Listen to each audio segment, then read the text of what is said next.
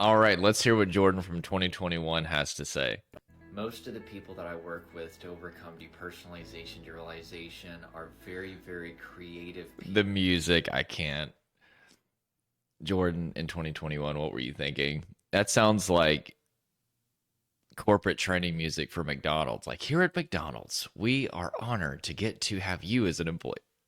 I don't know what I was thinking. Very creative people.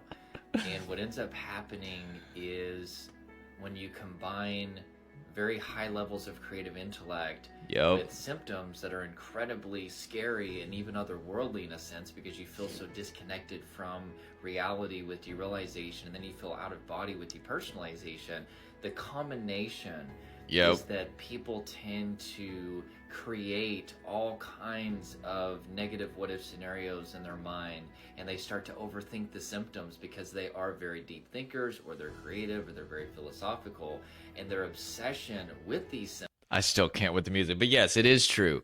Now, technically, this does happen even if you're not a creative person. Whenever our body goes into a state of survival, there's something that happens called catastrophic risk assessment. And this is basically where your survival brain is feeding you with all kinds of catastrophic scenarios to keep you alive in the event that you were under some sort of danger. Let's take being eaten by a lion, for example. Let's say a lion was chasing you. Well, you would want your brain to be catastrophic. Your brain would be feeding you with every possible catastrophic scenario very quickly, too. What if the line jumps over here? What if the line jumps over here? There, what are you going to do? And in a survival context, that would serve you, that would help you. But what ends up happening is people's bodies are going into a state of survival, fight, flight, freeze, but there is no danger, there's no lion.